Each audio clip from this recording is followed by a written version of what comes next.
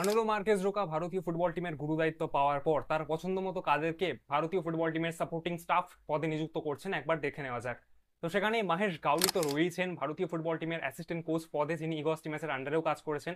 তাছাড়াও আরেকজন অ্যাসিস্ট্যান্ট কোচকে মানুলো মার্কেজ রোকা নিযুক্ত করছেন, যার নাম বেনিতো মন্টালভো।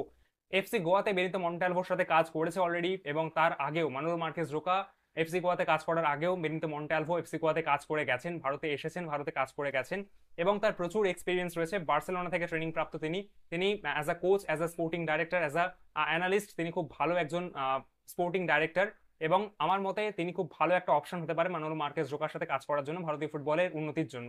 এবং তার সাথে গোলকিপিং কোচ হিসাবে নিয়ে আসছেন মার্ক গ্যামনকে। মার্ক গ্যামন অলরেডি হায়দ্রাবাদে ছিলেন গত 2 বছর আগে, মানুলো মার্কেজ রোকার সাথেই কাজ করেছেন মার্ক গ্যামন, এবং মানুলো মার্কেজ রোকা কিন্তু দেখে দেখে তার সাথে কাজ করা মানুষগুলোকেই নিয়ে আসছে, যাদেরকে বেস্ট মনে হয়েছে মানুলো মার্কেজ রোকা, যাদের সাথে কাজ করে তার ভালো লেগেছে, তাদেরকেই কিন্তু ভারতীয় ফুটবল টিমের সাপোর্টিং স্টাফ হিসাবে নিয়ে আসছেন।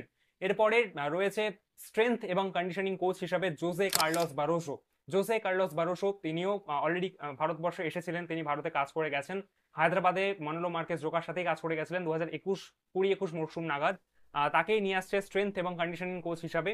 এবং আমার মতে মার্ক গ্যামন, জোসে বারোসো, বেনিতো মন্টালভো এবং সাথে মাহেশ গাউলি, এই চারজনের সাথে মানুলো মার্কেজ রোকার যে কেমিস্ট্রি, যে বন্ডিংটা এর আগেও অনেক ভালো ছিল, আগামী দিনেও ভালো হবে এটাই আশা রাখছি।